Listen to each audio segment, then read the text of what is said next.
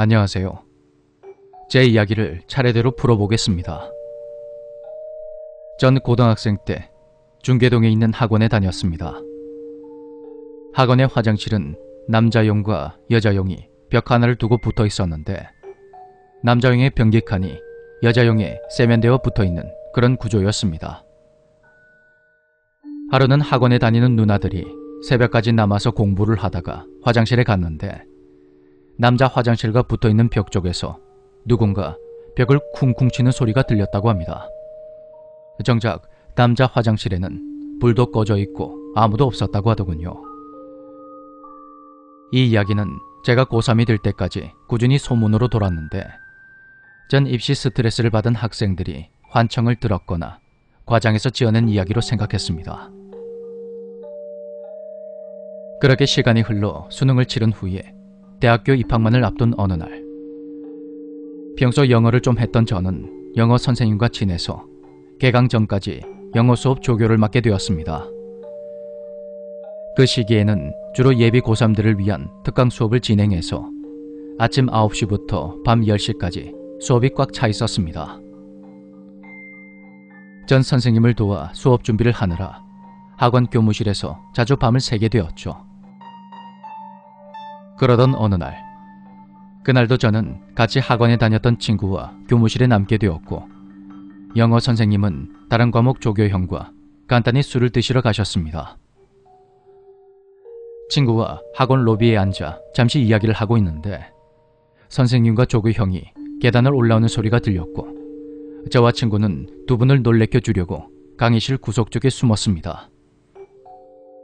두 분은 계단을 올라온 후에 곧장 화장실로 갔는데 화장실 안에서 뭔가 웅성거리는 소리가 들리더니 조교형이 로비로 후다닥 뛰어나와서는 뭔가에 크게 놀란 듯 욕을 마구 내뱉는 겁니다.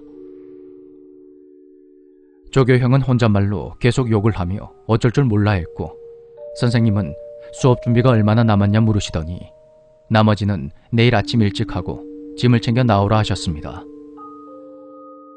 두 분은 아무 말 없이 우릴 근처 술집으로 데려가셨고 자리를 잡고 앉았는데 그때까지도 조교형의 안색이 심하게 창백했습니다.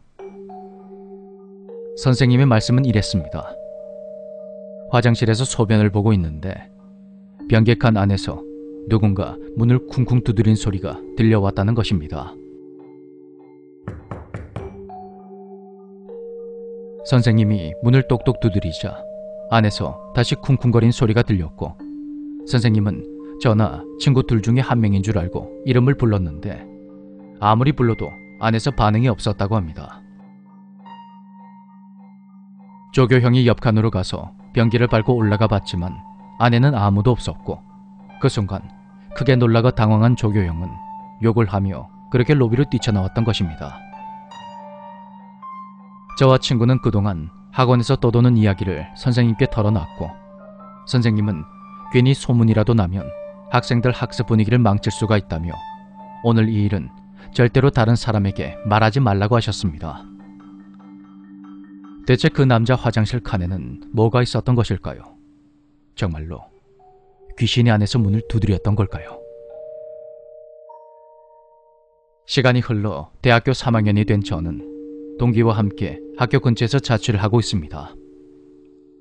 자취방은 학교 서쪽에 작은 하천 건너편에 있는 작고 조용한 곳으로 거실과 욕실, 방 2개가 있는 구조입니다. 이상한 일은 지난 1학기 기말고사 기간부터 일어났습니다.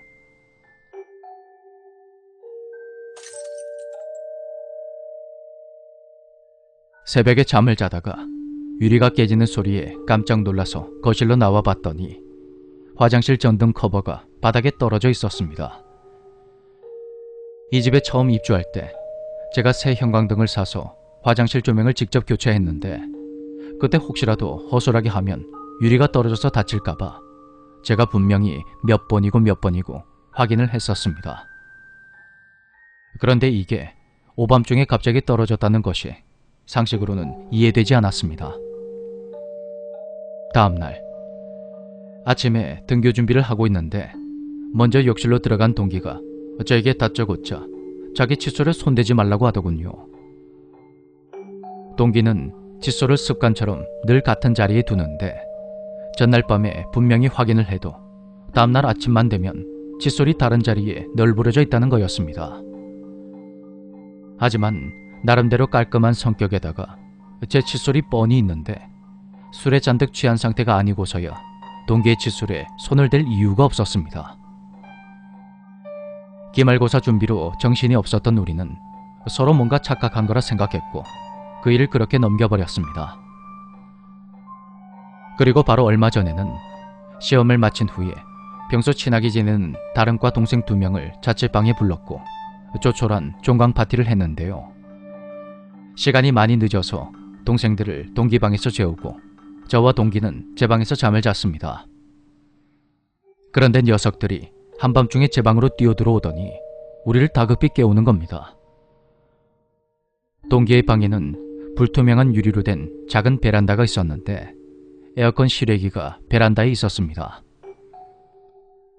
실외기 때문에 베란다 문이 자꾸만 열려서 아예 잠궈뒀었는데 그날 새벽에 누군가 밖에서 베란다 문을 열려는 듯 자꾸만 덜거럭거리는 소리가 났다는 것입니다.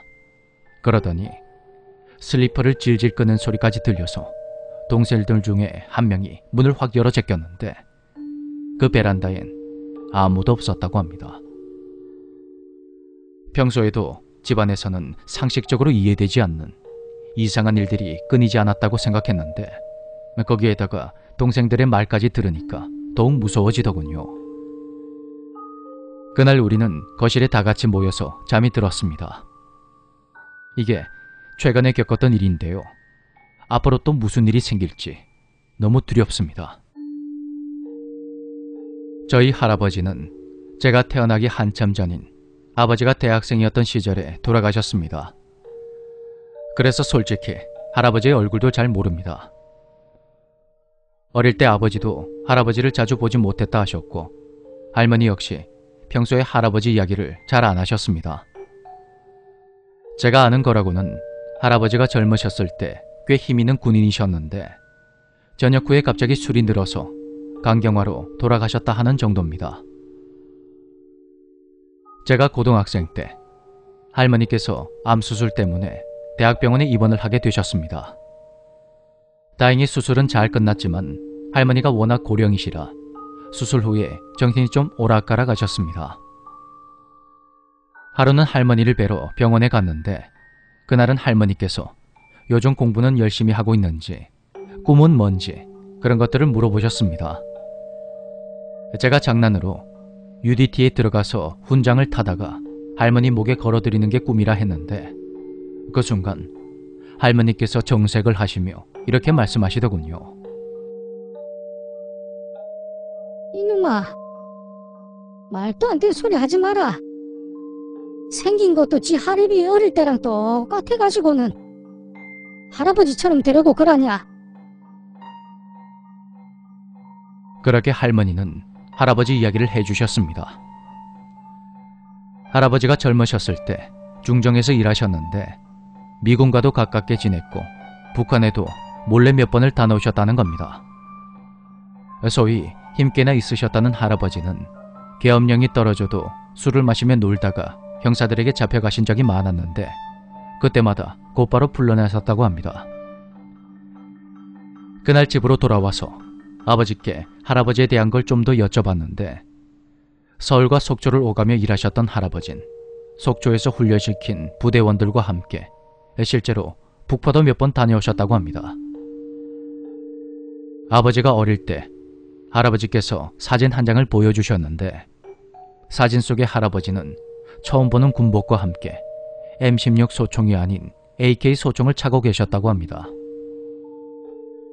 나중에 알게 된 사실로는 속초에 군정보사령부 산하에 북파 공작 부대가 있었고 당시의 국정원인 중앙정보부와 미국 CIA와 함께 북파 공작을 시행했었다 합니다. 그러니까 할아버지는 정보사령부에 높은 요직이 있는 장교셨거나 중앙정보부의 간부 정도 되셨다고 그렇게 추측할 수가 있는 거였죠. 시간이 흘러 퇴직을 하신 할아버지는 누군가 자신을 죽이러 온다며 밤마다 악몽에 시달렸다고 합니다. 그래서 깊이 잠들기 위해서 술을 그렇게 많이 드셨다고 하는데 그 술 때문에 병을 얻어서 일찍 돌아가시고 말았던 거죠. 그로부터 얼마 후 할머니 꿈에 할아버지가 나오셨는데 뒤에 인민군 복장을 한 사내들이 눈을 부라리며 서 있었다고 합니다. 할아버지는 아버지를 데려가야 한다며 그 사내들과 함께 집 안으로 들어왔고 할머니는 이미 죽은 사람이 감히 자기 자식을 데려갈 생각을 하느냐며 몽둥이로 할아버지를 내쫓았다고 합니다. 다음 날 아침 아버지가 친구분과 함께 차를 몰고 나가셨다가 트럭과 충돌하는 사고를 당하게 됩니다. 아버지의 차가 반파될 정도로 큰 사고였는데 그때 같이 타고 있었던 아버지 친구분은 중상을 입고 입원했지만 아버지는 다리에 멍이 들었을 뿐 무사하셨습니다. 아버지는 그때 할머니께서 할아버지를 쫓아내지 않으셨다면 이렇게 건강하게 살아있지 못했을 거라고 농담처럼 말씀하십니다. 혹시 북파되었을 당시에 할아버지의 손에 죽은 북한군의 영혼이 할아버지를 괴롭혔던 건 아닐까요? 저는 북한군의 영혼이 죽어서도 그 복수를 하기 위해 아버지를 데려가려고 했지만 할머니의 기지로 아버지가 무사하신 거라 그리 생각하고 있습니다.